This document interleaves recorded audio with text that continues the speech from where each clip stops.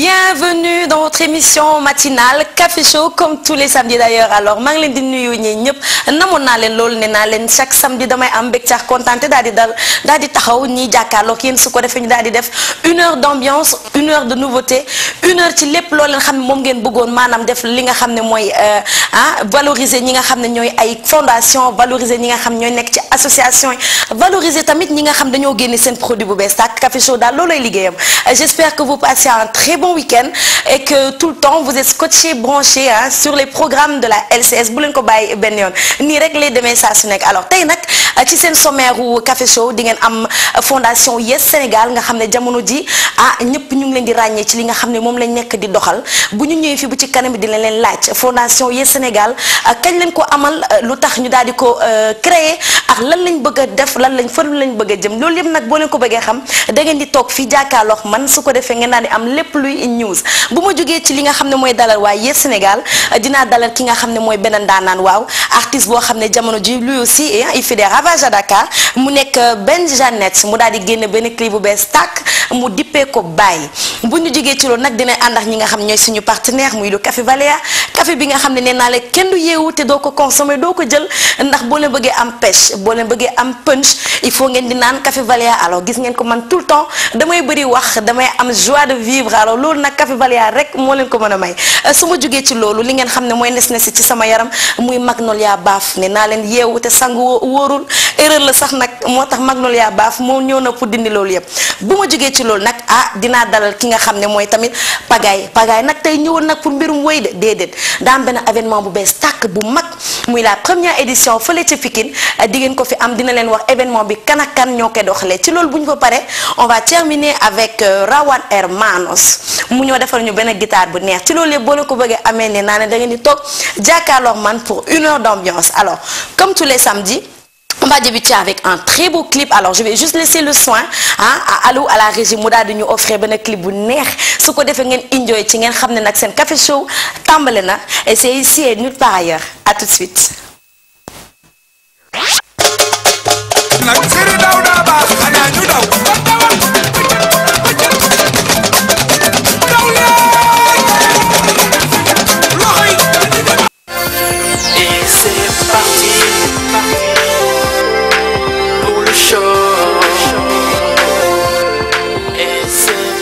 Sur le plateau de Café Show. Alors c'était un très beau clip de Pape Thiopet. Alors gis ngeen ko mu nekk clip bu bees tàkk nee naa leen lu bees lu nice tout ce qui est nouveauté c'est sur la LCS et nulle part ailleurs. Alors juste le temps de recevoir nos premiers invités. Alors c'est les représentants de Yes Sénégal, une fondation tout à l'heure comme ni ma leen ko waxee woon rek tey nag dinaa leen poser la question bu ñu daw ndax fondation yu bëri dañ fi nekk ñu leen di former rek pour ñu lekk xaalis mais ñii c'est des jeunes vraiment sérieux ku ci nekk am nga sa diplôme ku ci nekk am nga sa liggéeyu bopp mais nag ñu xam ne danoo war a def loo xam dafa war a avancer suñu réew moo tax ñu daal di créer li nga xam ne mooy fondation Yes Sénégal. Alors c'est un plaisir de recevoir sur le plateau monsieur Malick Diagne et mademoiselle Diouf Khady. Bonjour. Le plaisir est partagé. Bonjour. Tu vas bien monsieur Diagne? Bien, merci. Merci de nous avoir invités sur votre plateau. C'est nous. Khady, tu vas bien?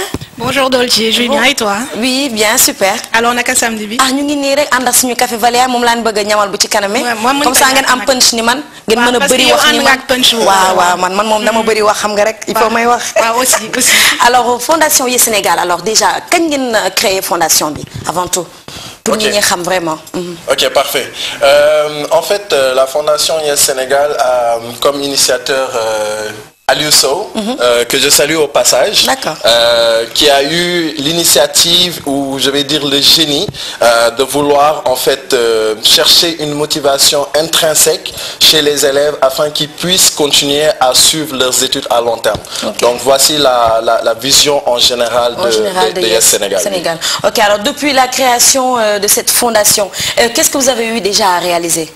Ok, présentement nous avons fait des études prospectives et il faut dire que nous travaillons en partenariat avec l'inspection d'académie de Dakar qui a eu à nous donner des statistiques. Donc Yes Sénégal, qu'est-ce qu'il compte faire en tant que tel? C'est directement d'aller chercher l'élève sur place, de le motiver en lui offrant des cadeaux qu'il n'a pas l'habitude d'aller chercher. Et ces élèves-là viennent de milieux assez démunis en général. C'est du boulot, ça. Exactement. Okay. Exactement. Donc, en gros, on a une activité qui va venir très prochainement, le 18 et le 19 prochain, qui va concerner une caravane. Où on va être accompagné de chaînes de télévision et on va aller sur place, donc j'espère que LCS aussi sera parmi nous. Bien sûr, alors je sais que LCS pour tous les grands événements on est INA, on est dedans comme on dit. Alors déjà pour la caravane, je vais laisser à Khady de xam nga jigéen ñi ndeysaan dañuy yambal Khady dama bëgg ngay naan café Valéa ndax nga non foog nga jox ma ci waaw. Alors caravane bi kañ lay am et puis lan ngeen ci nar a prévoir, il y aura quoi? Caravane bi ce sera le 18 et le 19 prochain. D'accord. Normalement inspection d'académie daf ñu jox ay écoles cibles dans la banlieue et enfin Dakar, Almadies.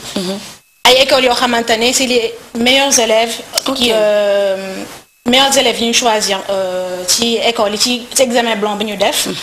Et puis à ce moment-là on va primer les meilleurs élèves avec des cadeaux qu'ils n'ont pas l'habitude d'avoir. Ce sera des tablettes, des vélos.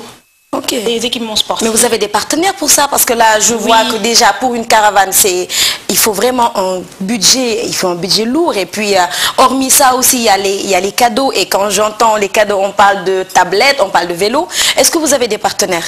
Oui, on a des partenaires un peu partout. On a déjà la Fondation Cause Humaine, ici au Sénégal. On a AOB Consulting. On a un club de foot à Norvège. Un international sénégalais. On a le Dora. Mais il y a un portefeuille lourd. Exactement. C'est que et je vois il n'y a que des jeunes dans cette fondation en fait. Effectivement. D'accord.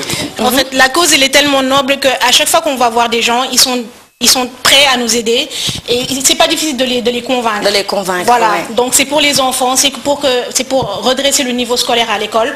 On a vu la crise scolaire à l'université, etc.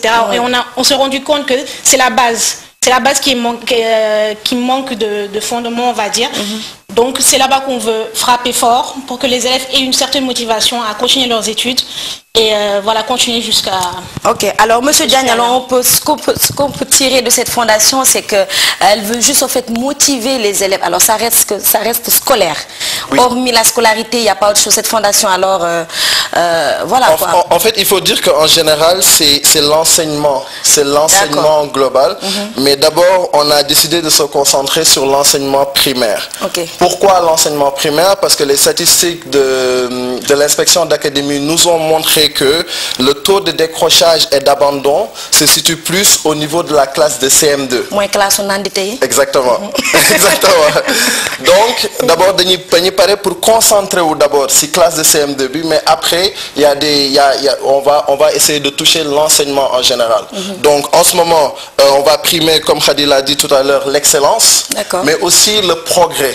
C'est-à-dire que bu fekkante ne dafa am benn élève boo xamante ne dafa quitter moyenne de par exemple de 7 jusqu'à moyenne de 13 si critère de progression boobu noonu kooku dañ ko nar a récompenser ci loolu noonu.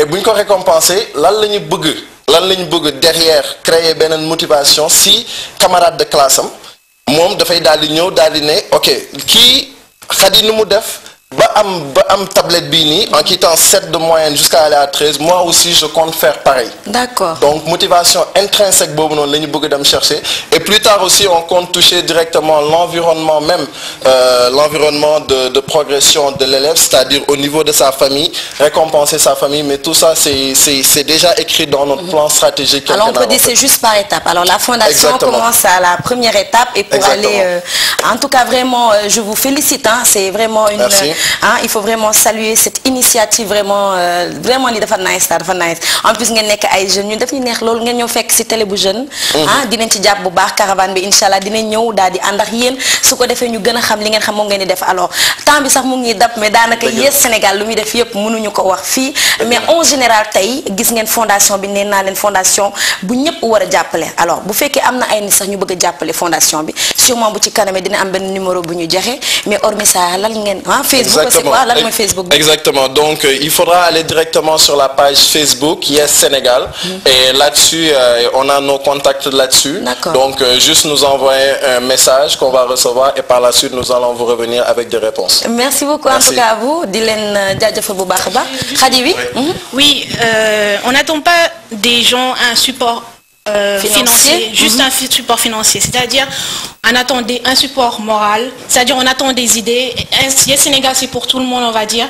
Si quelqu'un a une idée par rapport à l'éducation, un moyen d'améliorer l'éducation au Sénégal, on est ouvert à toute suggestion, on est ouvert à toute idée. Donc voilà, allez sur la page Facebook Yes Sénégal, likez la page et envoyez-nous vos messages. Voilà, on vous répondra. Voilà. Merci beaucoup en tout cas. Merci à vous. Et on se donne rendez-vous le 18, hein? Inch'Allah. 18-19. Inch'Allah. Merci Dolce. Non. Il y a une fondation, pas pour l'instant. Oui, il y a une petite chose que je voudrais rajouter. Oui. C'est-à-dire qu'il y a une école à Ouakam, une école d'handicapés à Ouakam. D'accord. C'est des élèves, c'est une école qui regroupe des enfants handicapés. Et on leur a appris à faire des boîtes. Oh. C'est-à-dire, ces enfants, d'habitude dans les maisons, ils peuvent rien faire, ils servent à rien. Alors que tu école, ils regroupent des activités. Et ils fabriquent des boîtes. Et nous, au Sénégal, ce qu'on propose, c'est que nous voulons faire école Ouakam, boîte et mettre des livres, par exemple des cadeaux, et les offrir aux élèves valides. Ce sera un échange entre les deux. Comme ça, il y a des élèves, ils sont handicapés certes, mais ils sont capables de faire quelque chose. Ils sont récompensés par ces élèves aussi. En tout cas, juste magnifique, hein, vraiment. Merci beaucoup à Yes Sénégal d'être passé sur le plateau de Café Show. Merci à vous. Nous allons continuer avec ce sommaire deuxième invité. Mais avant cela, on va tout juste regarder un clip de Ben Janet, Moudipeko Bay, hein, de Ben Janet, l'artiste Ben Janet, qu'on va recevoir tout de suite sur le plateau de Café Show. A tout de suite. Pour le show. Très beau son de Ben Janet. Alors le son qui s'appelle Juste Bye. Alors on a vraiment le plaisir, hein, un grand plaisir de le recevoir sur le plateau. Peut-être on peut dire sa première sortie. Alors nous avons l'exclusivité aujourd'hui, Monsieur Ben Janet. Alors si vous entendez cette très belle guitare, hein, tu souvenir maladie wax guitare bi dal di def yu baxam yi rek. Alors du kenen ko dul Ben Janet gis ngeen ko, hein, toujours égal à lui-même. Bonjour Benja. Bonjour. Tu vas bien? Bien et vous? Yama nuyoo nii. Waaw berndeel la. Yaa ngi ma berneel nii. Waaw ma bàyyi la nga nuyoo ñi seetaan. Waaw asalaamaaleykum Sénégal àdduna bi ak ñëpp ñi nga xam ne ñu ngi seetaan. te di annoncé ne kii single bu ñu génnee. tout récemment. mu doon un single boo xam ne pratiquement ce genre musical acoustique bi nga xam ne moom la ñuy def. bu nouveau la. Donc il fallait le présenter à tout le monde, essayer de faire un effort pour le présenter au public sénégalais en tout cas. Ce que vous savez faire en général et tout ça. Mais doit être seulement acoustique, yo Ben Janet, voilà. Bon, en fait, j'étais rappeur avant de faire de la. Voilà, Lola Bougonham. C'est bon, c'est ça mon parcours musical. Honnêtement aussi, j'ai beaucoup approché ce qu'ils font la musique mbala. Parce qu'en fait, Assane Seck, c'est mon rakala. Mais depuis combien de temps y a musique bi? Ça dépend des niveaux. Fait que musicalement, en général. En général. Je depuis toujours. Parce que c'est mes grands frères, nous sommes bercé. Xam nga rek boy channel grand yi. Deug la. Ñu lay jangal doxane, di lay jangal. Non, c'est vrai hein. Donc tu vis avec. Oui. Ouais, mais honnêtement, une carrière musicale, je l'ai adoptée à partir de l'an 2000. De l'an 2000. À maison de disque pratiquement. Ok, ci kan nga ci liggéeyal li nga xam ne muy acoustique en plus ñu gis ne que léegi ça acoustique dafa xew bu baax. Il y avait un moment donné c'était très difficile de s'imposer avec la musique acoustique parce que les gens préféraient tout ce qui était plus rythmé, tu vois un peu. Alors mais il y a quelques années de cela da ngay gis nit ñi dañu cons bu baax acoustique da leen di jaral sax ñuy dem ci yenn coin ah daal di consommer ndànk rek toog rek déglu musique bu slow. Alors à part loolu noonu kan nga ci liggéeyal tey single bi kan nga ñu liggéeyal pour single bi. J'ai pas compris. C'est-à-dire single bi nga génnee. ñan laa ko defal. Oui exactement. Waaw parce que am na ay partenaires yu may liggéeyal dans le plan international. ñoom ñëpp ki leen représenté mooy Marco Governa benn ingénieur du son. D'accord. Je sais pas, bon il doit pas être très connu au Sénégal parce qu'en fait il travaille avec Eros Ramazzotti. Et Eros déjà ñu bari xamuñu ko fii déjà. Exactement. Et pourtant c'est l'icône de la musique italienne numéro 1. Bon mais moom dafa ñëwoon fi dans le cadre d'un projet bu ñu doon woowee Dakar Samples. Ñu doon recruter ay jeunes musiciens pour la world music. Man bokkoon ci ñu mu copté. Donc ma am chance mu ñëwoon fi en vacances. Donc c'est lui qui a fait le mix. Mais morceau bi honnêtement j'allais le faire sans lui parce qu'en fait temps il s'est marié te xam nga tamit nit moom bu nekkee ci yenn da nga koy jéggal. Dëgg la kon c'était déjà programmé hein ci se lancer bi. Donc on a fait le travail avec l'équipe de Papis Ndiaye. D'accord. L'équipe de Thione Seck. Donc pratiquement ak waa Nomade donc ñoom laa defal liggéey bi. donc Marco cette fois-ci pour une fois dafa ñëw juste pour apporter son grain de sel. mais liggéey bi honnêtement parce que nit tamit da nga koy gërëmale lu mu def. dëgg la waaw da ngay gore sax nag. waaw équipe boobu ñoom ñoo def projet bi.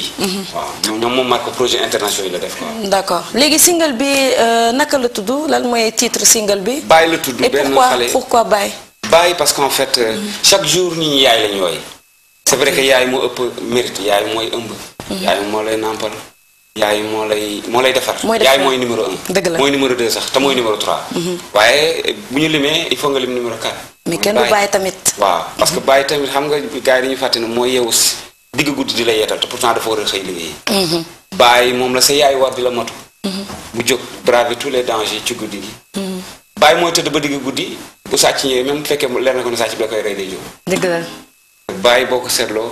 d'habitude sax li may wax ni xale yu jigéen ñoo koy gën a xam. parce que Baye d'habitude xale bu jigéen moo koy gën a tax. moo koy gën a tàkk mooy xarit waaw mais man ma jot a am chance dans ma carrière parce que man j'étais pas destiné à la musique man may def musique boobu maa ngi université. te xam nga Sénégal lañ nekk. fekkee da nga nekk en études supérieures nga bëgg def musique ça froisse. ça froisse beaucoup. waaw mais man ma jot a am chance am pap boo xamante ne dafa ne ma toppal li nga xamante ne mooy sa chemin. yàlla moo sàkk doomu aadama ku nekk mooy def ci yow li nga xamante ne moo ci nekk. moo ci nekk. mu ne ma leen rek laa lay ñaan bul def lu dëng ci lépp loo mënti nekk. donc c'est quelqu'un qui t'a longtemps soutenu en fait. qui m'a soutenu et qui m'a fait confiance. oui. tey jii musique bi commencé di fonctionner je crois que je lui devais cet hommage. ouais. waaw c'est vraiment magnifique ah ñu koy may sax papa yëpp ñu koy may papa yëpp wax dëgg yàlla na li nga wax tamit c'est vrai ah kenn du yaay mais tamit kenn du bàyyi kenn du bàyyi vraiment alors ci sortie single bi alors lan ngay préparer da ngay waaj a jouer fenn wala tu prépares quoi pour nit ñi gën a xam vraiment single bi waaw parce qu'en fait dañu arrêté woon spectacle yi pour la sortie d'accord justement du single mais spectacle yi parce qu'en fait weeru koor gaa ngi ñëw. exactement très bientôt dans 2 semaines. waaw man toujours weeru koor bi damay pause. am na musiciens yu joué mais man damay pause. mais donc juste après la Korité. le Ramadan. waaw ci la Inch'Allah. ci lañ nar a def bombe claque jouer partout à Dakar. Inch'Allah. partout parce qu'en fait d'habitude dafa am ay nit yoo xam dañu ma doon reprocher dara. mooy ne ma sama musique neex na leen mais amuñu ñu am sama disque. ñenn ñi naan ma sa musique neex na mais amul fu lay dégloo c'est vrai. donc cette fois-ci damay jóg uniquement pour saafara ñaar yooyu. jouer même bu fekkee damay jouer nen loo xam ne man du ma ci gagner dara.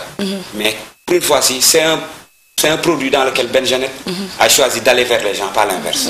vraiment je vais aller dans cette optique. te di nga ci gis ndam sax Inch'Allah ndax nee naa la bu amee produit bu baax moom il faut nga dégg nga koy won bu baax ñi nga xam ne mooy le public su ko defee ñu mën ko consommer alors di la jaajëfal bu baax a baax rek ah di la bàyyi nga may ñu benn affaire bu ndaw rek. waaw di ko may sénégalais di leen wax ne leen attention ci ay élections locales la ñuy jëm. waaw Sénégal ñoo ko bokk.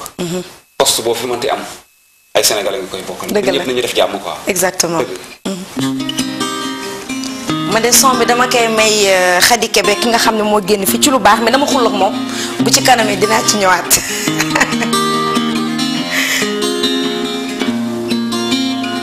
réeru amul ñàkk déggoo waxtaan yi di déggoo werante di joo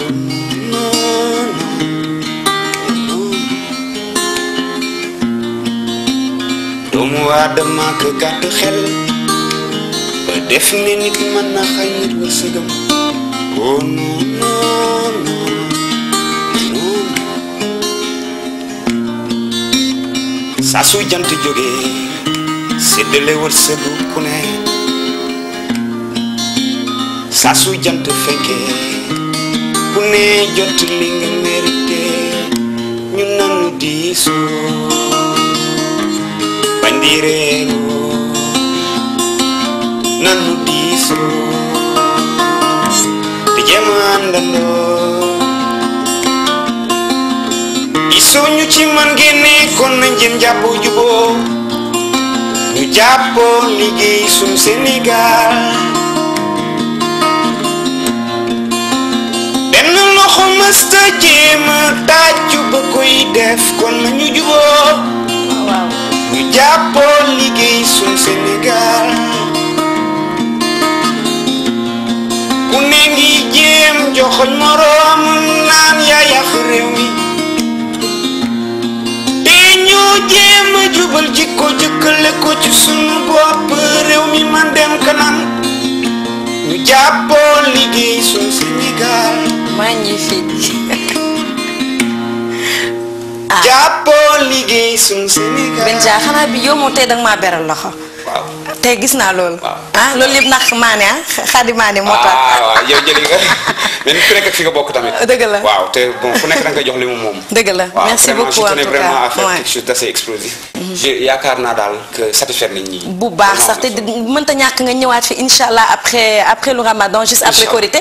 parce que événement yi nga bëgg a def man je vais l'avoir en exclusivité sur Café Show. ça marche. merci beaucoup en tout cas Benja vous avez vu un très grand artiste comme je vous l'avais dit tantôt mu daal di dippe son baay kon di ko may na képp kuy pap di ko may suñu baay yëpp te xam ne wax dëgg yàlla yaay daal baax na waaye tamit pap baax na rawatina nag sama bos bu ma neexee kuy ràcc day jëmale sa boor ndax moom macha allah dafay yeewu 5 heures du matin dem uti ji ba sonn bu ñëwee jox yaay bu ñëwee séddale ci biir kër gi kon Claude Montero kenn du yow waaw kenn du yow ma koy jaajëfal bu baax a baax alors juste le temps de dem cette benn page de publicité ak suñu partenaire Magnolia Baf ak le Café Valia et on revient tout de suite sur le plateau de Café Show pour accueillir notre troisième invité. À tout de suite. Pour le show et c'est parti. Café Show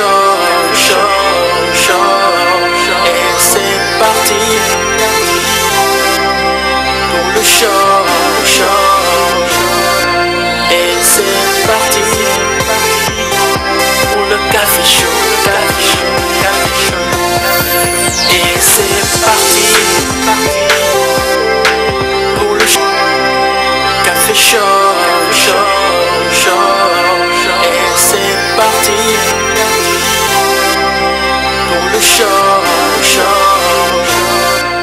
Sur le plateau alors ñooñu lañ ñu àndaloon muy Magnolia Baf comme ni ma leen ko waxee ak suñu Café Valia nag nee naa leen ça fait plus d'1 an mais ànd ak moom te macha allah gis ngeen ne changé bu benn yoon punch bi bëri wax bi yëngatu yooyu yëpp Café Valia moo ñu koy jox alors dama bëgg ngeen daal di daw gaaw ci boutique bu leen gën a jege ngeen daal di ko jënd ndax nee naa ne lu Café Valia dafa am saveur bu neex teg ci boo leen ko naanee da ngeen di am punch te képp ku fi jaar boo leen di gisee ñuy ñoom ñuy nekk ñu mën a waxtaan ñu mën a def musique bu neex c'est grâce au Café Valia alors dama bëgg yéen tamit ngeen def ni ñun ngeen dem jëndi ko bu ma jógee ci li nga xam ne mooy Café Valia damay ñu wax ki nga xam ne nee naa la kenn du yeewu mënul sax nekk te sanguwoo c'est pas possible mais nag damaa bëgg boo leen di sangu ngeen di utiliser produit yu baax produit yu gën alors li nga xam ne mooy gel gommage bi gommage yi nga xam ne tout le temps dama leen ko wax Kébé gommage bi nga xam ne daal gommage au chocolat la Kébé nga xam ne borom mëma sa lii daf koy neex matin midi soir moom mii borom matin midi soir pour muy def gommage au chocolat ak gommage au lait dafay neex ndax nga sangu ba pare nga daal di génn di xeeñ chocolat wala di xeeñ meew loolu Magnolia Baf rek la ko mën a may ñu ñëw ci li nga xam ne mooy les paquets cadeaux waaw anniversaire yi bëri na rawatina nag sama bosu doom bi tey bébé Cheikh Diop nga xam ne tey sax la anniversaire am j'en profite pour lui souhaiter un joyeux anniversaire à mon bébé sama doom jooju nga xam ne dundal daal ba nga daal di raw say maas wax dëgg yàlla nee nañ nag liggéeyu ndey añu doom waaye bu dee liggéeyu Oumy Gueye rek moo tax nga war lekk kon de doom di nga lekk ba suur ndax maman liggéeyal na la bu baax a baax di ko jaajëfal bu baax a baax di nga xam ne mooy paquet yi cadeau yi moom laa lay indi bu ci kanamee cadeau yi nag am na savon pour homme am na pour jigéen tamit am na ay gommage am na lépp képp ku ci am anniversaire wala mariage wala cérémonie bu mu mën ci doon boo leen demee ci Magnolia Baf dina leen defaral ay panier cadeau buñ jógee ci loolu tamit ñu ñëw ci gel de douche bi nga xam ne rawatina bii nga xam ne dafa am brillantine maanaam boo leen sangu ba pare rawatina guddi boo sangoo yit ñi banaa ngaa tëdd da ngay sangu ba set door a tëdd yaa ngi dégg léegi nag nga daal di jël gel bii nga xam ne dafa am ay brillantine nga daal di am ay brillant xam nga ne sa àllaaji lu dul kontaan lu dul bég lay def pagaay da ngay dëggal li ma lay wax bu baax a baax voilà ñu dem ci lee nga xam ne tamit ay saabu la waaye bul du kéeg de pagaay du kéeg de da ko nuru kat sànq ba tey maa ngi koy yor de non du kéeg bu lekk sànq ba tey yaa ngi may ñaan kéeg du kéeg déedéet du kéeg Kébé wane ko bu baax ba ñi xam ne ay saabu feem la rek xam nga saabu day am feem lii moom doy na waar di boo ko bëggee Magnolia Baf ngay dem boo demee Magnolia Baf di nga ko am numéro téléphone 77 172 43 43 172 43 43 nga daal di am ci lu baax li di am mbégte rek kontaan daal di dale ki nga xam ne mooy Pagaay nee naa ne tey ñëwul pour clip ñëw pour son wallaay doomu ndeyam ko fi indi waaw Pagaay nuyu naa la waaw maa ngi lay fay Dolce di wax asalaamaaleykum waa Sénégal di leen nuyu àdduna bi yëpp di kontaan sama teewaay fii ndax kër gi sama kër la dëgg la dafa bokk ci man ndax samay clip ak lu ma mënti am su ma ko indee fii da ngeen ciy jàpp ba mu neex. kon fii yàlla na fi jàmm sax. amiin yaa rabbi. waaw tey nag suma xarit suma doomi ndey moo ma indi. waaw défilé bu mag waaw muy def waaw ca Pikine loo xam ne bu soobee yàlla mercredi. bugguma kenn wute ko na ñëpp teew. ndax nag yow am na luñ ci jot a waxtaan te xam naa ne bu ngeen ñëwee di ngeen xam ne lépp dëgg la. exactement waaw muy suma xarit. di Los Jaay Taar. di def défilé boo xam ne moom day yëngu ci wàllu ñaw. waaw waaye nag à chaque fois man bu may dem ci ay programme ak lu nekk moo may jox lu rafet. ma sol. ci biir loolu nag nit ki mënoo ko fayee lu dul ci li ngay yëngu. dëgg la. ci jour boobu nag dañuy def concert bu mag bu neexee yàlla. déedéet. concert boo xam ne. kër ga duma fa ba dara. lépp nga jël. lépp la fecc yu njëkk yàgg. yu yàgg yi ay raas ak. mu laay cegin. paga yàgg nga de yow. waaw yooyu day ñëwaat dañuy indi yooyu ba pare. ba da ngay def ak uppukaay day indi ngelaw. yooyu. gis nga li ma déggee. mais Dolce yow noo ko xamee yow ah. léppay ñëw incha allah léppay ñëw. waaw ñu kon daal déjà événement bi ñu dippee ko Bésu Los. Bésu Los muy benn styliste bu mag fële ca Pikine. waaw ah alors c'est sûr que incha allah ndaanaan yëpp dinañ fa ne. bu soobee yàlla ci mel ni Adja Mbéri sànq mu may woo. dëgg la moom tamit dina fa ñëw. bu soobee yàlla représenté ñëpp ñoom Miña Guèye sama doomu ndey nga xam ne Los rek a koy ñëwal. waaw gis nga ñu ñëpp dinañ fa ñëw mu nekk une première ah. waaw première édition waaw jamono ji Pikine foofu nu mu fa mel noonu. waaw instant bi nag yow foofu. yaa ma gën a xam. ndax dañoo ñeme mbooloo waaw dañoo ñeme xam nga dañoo ñeme solidarité. foofu loolu moo fay daw. bis bi ñëpp a ngi koy pare. foo tourné bis bi mu invité ci nag mbër yi nga xam ne ñoo nekk Pikine yëpp. ñëpp ndax xam nga dañoo mën solidarité damay toog sax ñoom seen biir ñoo koy woo téléphone. naan ko affaire bi fu mu toll ak. dëgg la ci woo bépp artiste. dëgg la bàyyiwuñu kenn. ne ñëpp ñëw ndax lu ñëpp bokk kenn du ko jël yóbbu. événement bi dafa am entrée. non amul entrée concert la. ku bëgg a ñëw daal ñëw. ku bëgg a ñëw rek ñëwal jàkkaarloog Pagaay Mbay. mu lay wéyal. ngay cumbux sans arrêt. ci ban côté la ci Pikine. waaw boo ñëwee ci Ridis bi nag fii atelier am nekk. waaw Ridis. waaw Ridis boo ñëwee Ridis rek. di nga gis kon daal ñu joxante rendez-vous mercredi. incha allah pour la première édition ah. incha allah défilé de mode Bésu Los di la jaajëfal bu baax a baax. waaw di kontaan ci yow. di wax ne yàlla na jàmm yàgg. amiin yaa rabbi. fii yàlla na fi suñu borom dolli jàmm ju bari. amiin loolu rek laay ñaan ndax tamit ñun liggéey bi ñuy liggéey dafa metti te bu ñu amul ñu ciy jàpp day xaw a doy waar. dañuy ñëw dugg ci studio yi bu ñu ñëwee indi ko. bu ngeen ko tegee ne kenn du ko mën a gis. kenn du ko mën a gis moom bu ñëwee ngeen génn ko ci télé yi. kon di kontaan ci yéen di sant suma yaay. waaw di gërëm suma papa bu baax. di gërëm suma famille. di kontaan ci suma mag Assane Diop ak sama xarit bi ma àndal muy abo di wax yàlla na jàmm yàgg. amiin yaa rabbi. kontaan naa ci yow Dolce nag yow moom. ca kaw ca kanam rek. incha allah maa ngi seen ginnaaw ndax yéen da ngeen nekk ku baax alors vraiment di li nga xam ne mooy la première édition Bésu Los mercredi fële ca Pikine Los Jaay Taar fas yéene def benn défilé de mode bu amul fenn. en même temps avec un grand concert alors ñëpp ñi nga xam ne dañuy béggee li am ne fashion mode damaa bëgg ñu ñëpp ñu daal di ànd fële daal di dem mercredi. Pikine rue 10 daal di fekk li nga xam mooy défilé de mode léegi di lay jaajëfal bu baax a baax ñu dem seetaani le clip de Rawane Hermanos mu ñëwoon na fi il y a 2 semaines mais newoon naa ko foog mu ñëwaat mu mayaat ma tuuti guitare ndax man guitare daf may daaneel ñu dem cette année le clip de Rawane Hermanos et on revient tout de suite sur le plateau de Café Show. Et c'est parti pour le show.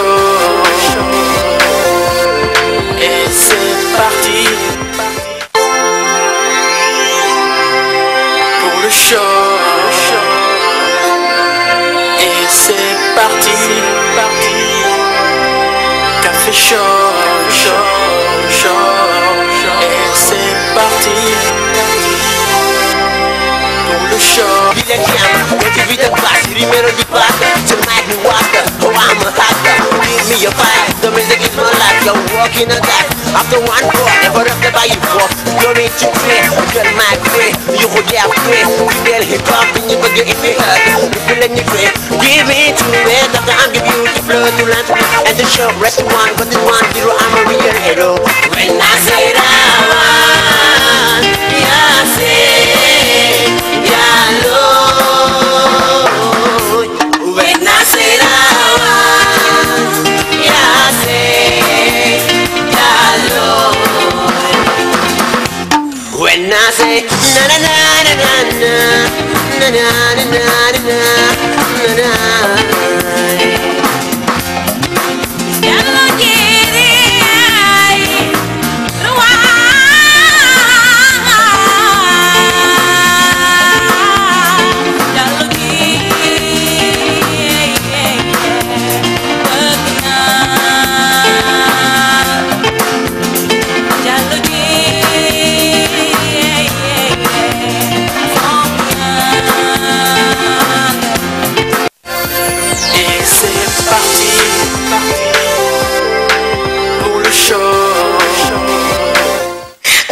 sur le plateau de Café Show. Alors, vous l'avez vu, hein, tout à l'heure, c'est Rawan Hermanos. Alors, de retour sur le plateau de Café Show, hein, il fait vraiment de très beaux sons. En plus, quand il s'y met avec sa guitare, c'est vraiment un truc de ouf. Bonjour, Rawan. Bonjour, Dolce. Tu vas bien? Super bien. Mais je dis re-bonjour. Re-bonjour, Dolce. Re-bonjour, le Sénégal. Mon Dolce. Re-bonjour, la SS.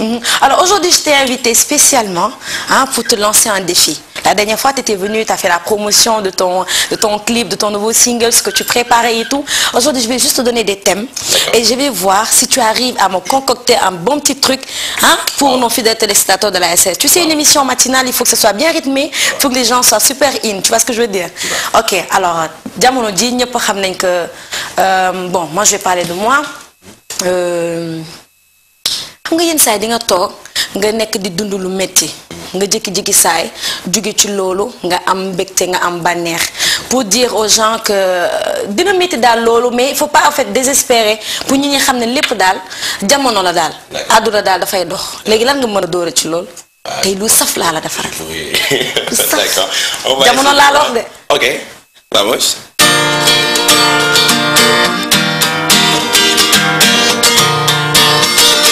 On rythme quoi? D'accord? Yeah, no, no, no, no, yeah. Aduna bi wana magina yai, love for me to jam the cage. Aduna bi wana magina mani, love for me to jam the cage.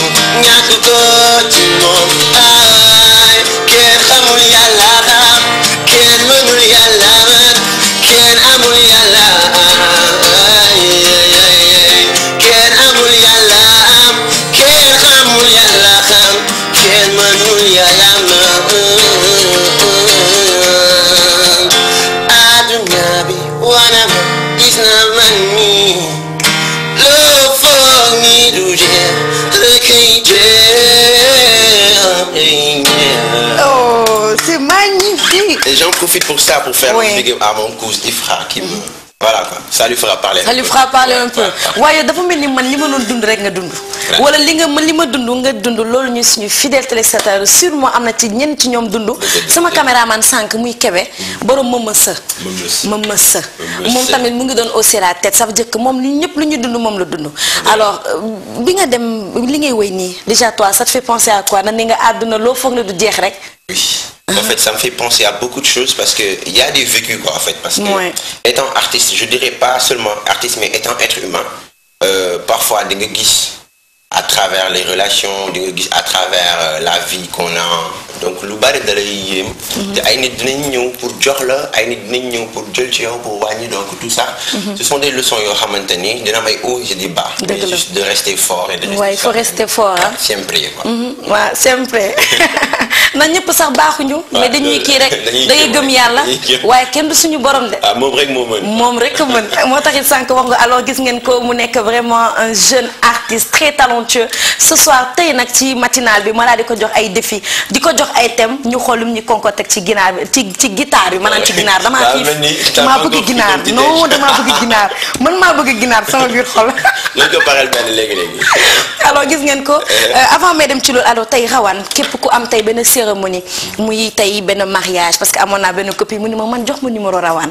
da damay bëgg sama jour mariage mu toog jàkkaarloo man rek di ma wéyal ban numéro ngay mën a joxe pour ñi nga xam ne la bëgg a contacter. D'accord, bah loolu je donnerai le numéro du président de mon staff LB 372 75 51 372 75 51 75 51 ouais, c'est Aliou Ba LB donc c'est lui qui gère à peu près tout dans Hermanos, il est juste là donc un groupe de jeunes voilà de un groupe de jeunes les Moussa et autres voilà exactement di ko jaajëfal bu baax ba alors gis ngeen ko seen émission Café Show nii rek lay demee pare guñu de dañ koy joxaat beneen défi ñu daal di tàggatoo ndax nee naa leen lu neex sax du doy mais c'est une heure d'ambiance seulement lañ lañ am te ñu daal di ñëwaat rek samedi prochain indiwaat leen ñeneen ndax ne naa leen jeune talent y en a vraiment beaucoup Sénégal te man ñooñu moo may neex de leen di invité ci plateau bi que di fi invité tout le temps ñi nga xam ne ñëpp leen xam ba pare moi je préfère vraiment m'entourer de ces jeunes très talentueux su ko defee ñu daal di ànd ñu ñëpp pour vous faire plaisir. Alors juste un dernier défi. Aujourd'hui, c'est l'anniversaire de mon petit-fils, mon fils bébé Cheikh Diop. Son anniversaire. Alors aujourd'hui, dama bëgg nga woy ci amour, l'amour d'une mère, l'amour qu'une mère porte à son enfant, l'amour d'une femme porte à son mari, l'amour d'un papa qui porte à sa femme, l'amour qu'une amie porte à son ami. Je veux vraiment aujourd'hui qu'on chante l'amour. Ndax lépp lu amul amour du neex. Lépp lu amul amour du dem. Boo yeewoo suba teel dégg sa mère ami daf lay neex. Boo yeewoo suba teel dégg sa chéri koko wala sa jëkkër daf lay neex. Di yeewu di jàkkaarloo sa doom tamit dafay neex. Kon lépp lu amul amour daal bokkul. Alors chante-moi l'amour. Ma xool lu muy dem. Amour et aussi on en profite pour faire un big up à Cheikh. Waaw bébé Cheikh Diop. Voilà. Et ma petite fille aussi, bébé Rose, qui fête son anniversaire demain. Happy birthday. Happy birthday à Rose aussi.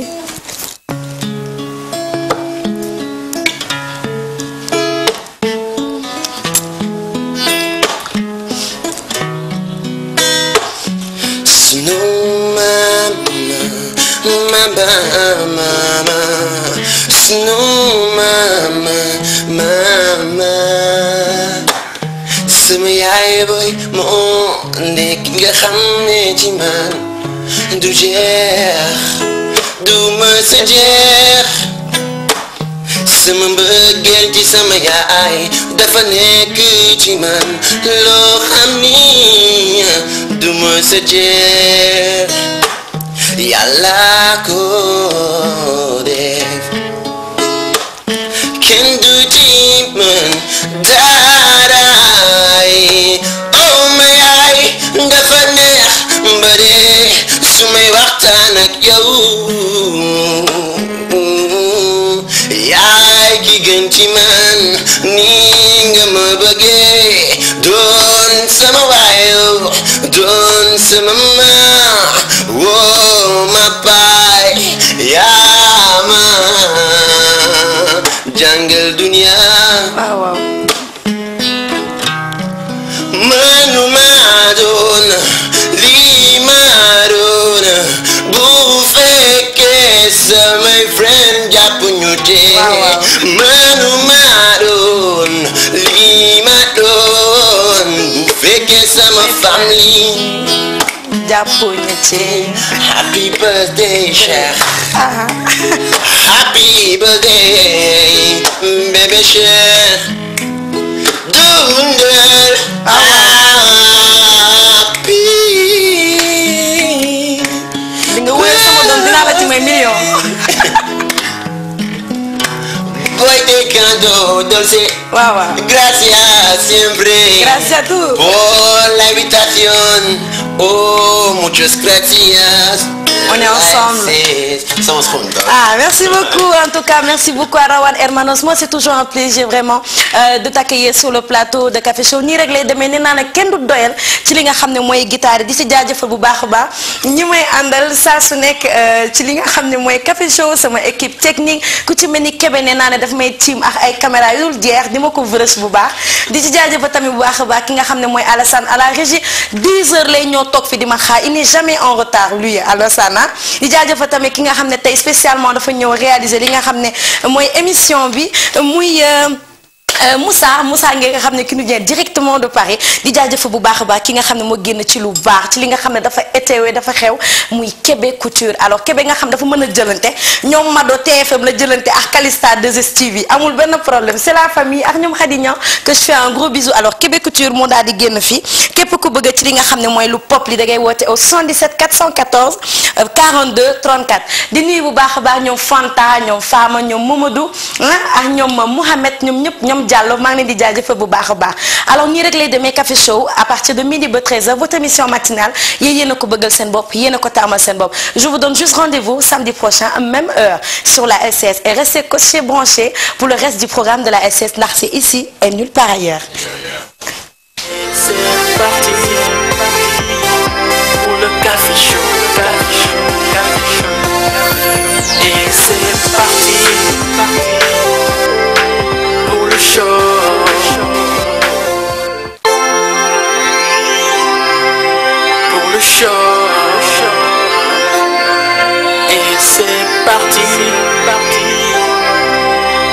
Café Show, et c'est parti.